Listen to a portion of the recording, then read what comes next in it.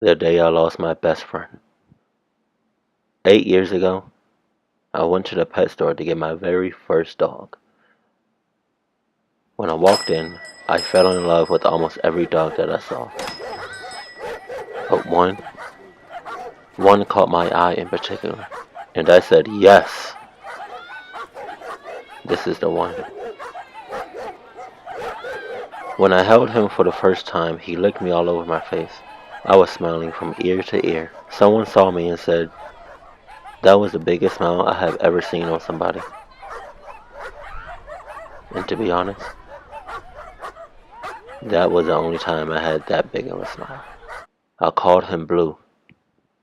Over the years, our connection and love for one another kept growing and getting stronger. He soon became my best friend. We literally did and went everywhere together. Watched TV, slept on the same bed, went out to eat, went for long walks. We played damn near every day. When I was feeling a certain way, he was always there to comfort me. He really was the best friend I have ever had. Since our connection was so strong and because our love was so strong, he became very protective over me. Half of me loved it, and the other half, not so much. I mean, if he heard the tiniest noise, he would bark. Or if someone that he didn't know was too close to me, he would growl. Sometimes I went down to his eye level and literally had to tell him, it's okay, I'm okay.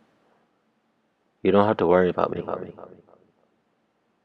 The way my house is set up is, I have a main door that you obviously enter and leave, and I have a back door with a small dog door built into it. One day after coming home from a long and very stressful day at work, I greeted Blue with my usual love and affection. Just a side note, Blue never barks when I come home because he knows what my keys sound like. That same night, after we had dinner, we watched TV for about an hour or two. We kept dozing off, so Blue decided to go into my room. I then cut off the TV and lights and then soon followed behind him. On our way to my room, Blue kept glancing at the back door as if he heard something. So I looked out the window and didn't see anything. So I told him to come on. And so he did. We went to my room and eventually fell asleep. Later that night, about 1 in the morning, I woke up to Blue growling at my door. I told him to hush and come here, but he just kept staring at my door and growling. His growling soon turned into barking, and that's when I got up slowly and creeped my way to the door. I told Blue to be quiet as I put my ear against the door to see if I can hear anything. I heard nothing, so I opened the door ever so slightly. Blue rushed out and headed towards the back door. I was trying to see what he was barking at through the window, but again, I couldn't see anything. I then picked up Blue, headed back to my room, and closed the door.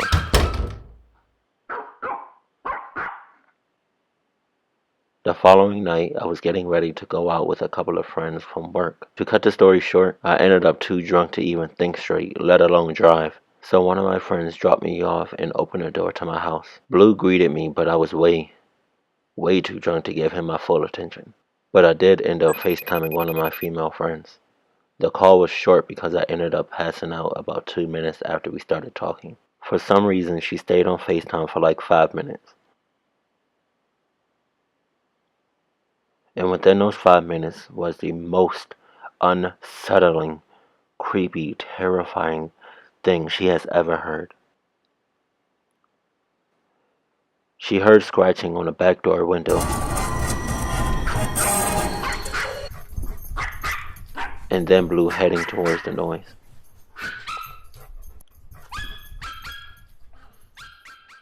He went through the dog door. A few minutes passed. She saw that Blue had some blood on him. He was limping and crying on the way to my bed. She wanted to call for help, but I guess she misplaced her phone at the party. She ended up staying on FaceTime all night and morning. When I finally woke up about 12 o'clock in the afternoon, I noticed that she was asleep on FaceTime. I then turned my head to the left and it felt like my heart skipped a beat.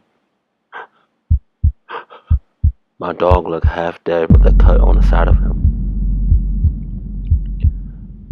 I asked my friend on FaceTime, "Do you know what happened?" She told me her point of view.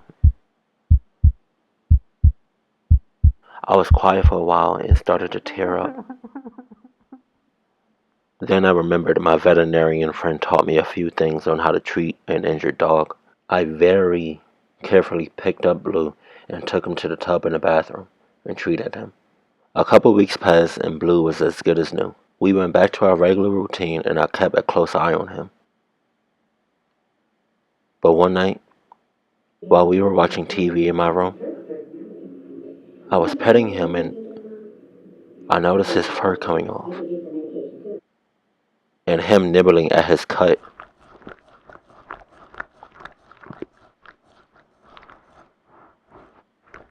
I tried to stop him from nibbling, but I couldn't. His force is way too strong. He then started to growl and bark at me. I told him to stop, but he got more aggressive.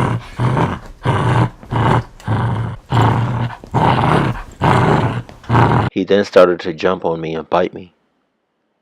I then realized this wasn't Blue anymore. This was an entirely different dog. A dog out to kill. I knew whatever attacked Blue caused him to turn into something totally different. And with each moment that passed, this thing became more and more aggressive. I tried to fight it, smothering it, drowning it, but it was way too strong. It was just as strong as I was. I didn't want to kill it because I just knew that Blue was in there somewhere. At this point, I knew I couldn't save Blue. So I gave it all that I had and I punched it right in the ribs. It was down for like a minute. But within that minute, I grabbed my gun, one bullet, loaded it, and aimed it right at Blue.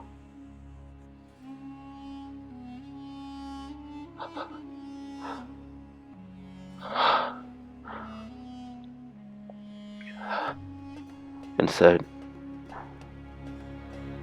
"I'm sorry, Blue. Please forgive me."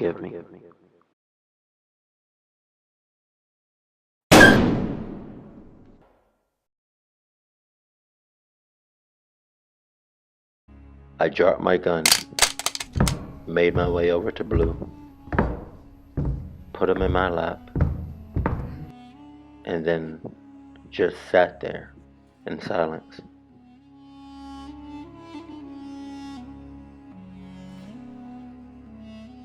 And then I heard